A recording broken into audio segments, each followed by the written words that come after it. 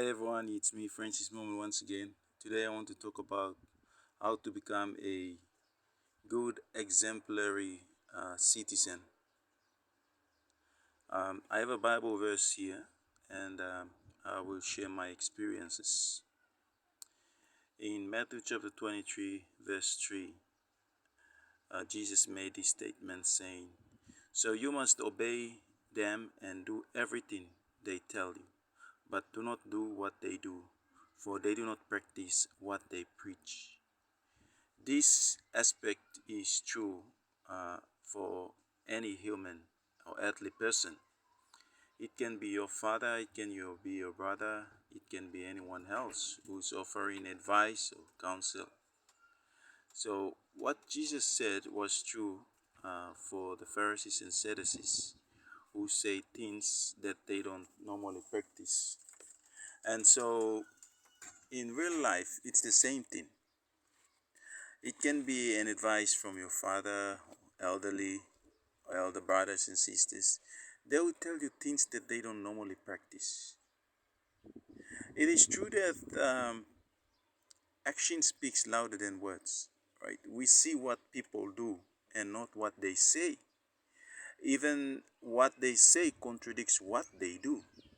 But here we have a very, very important advice from Jesus. The advice comes direct from the mouth of Jesus. If you want to be an exemplary, good citizen, a person with good reputation, a role model, an obedient, humble person, a person who improves and develops his human skills and character, is a person who listens to advice and obeys them. So you don't do things by seeing what people do, but you listen to advice what people say, that you know it's true, even though their actions contradict what they say. So if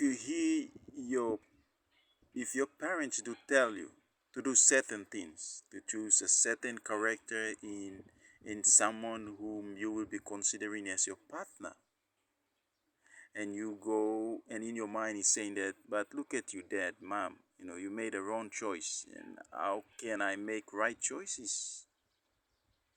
So what you see in a person, or what the person is doing, actually is going against what they say. My advice is that always listen to people. What they tell you is the right thing to do, especially the right thing to do, because people will not say every detail why you why they tell you to make the right choices or decisions, as opposed to them doing the wrong choice and decisions. They don't clearly tell you the details, but they ask you to do certain things, to make certain choices, to make certain decisions, to choose certain food or certain characteristics. Is because they've made decisions. It's because they are going through some experiences. So, based on their experiences, based on their choices, wrong choices, they have learned, and some it's too late for them to make a new choice, a new decision, but they are telling you to make a decision so you can avoid what they have done wrong and are facing the consequences. So that leads me to think about Solomon. Solomon is the wisest person. But to come to think about it, Solomon allowed himself to be foolish, marrying lots of wives, drinking, and he allowed himself to do nonsense things or nuances, to do foolish things. That in itself is wisdom, because after doing those things, Solomon came out of those things and told us and gave us advice what to do, the choices that we should be making, the right choices. And so, just like Solomon, and just like our earthly parents and elderly brothers, you listen to the instructions, you listen to the advice and obey it. Even though it contradicts to what they do, the truth is, it is more than what they're saying. And they don't want you to go through the same experiences they're going through.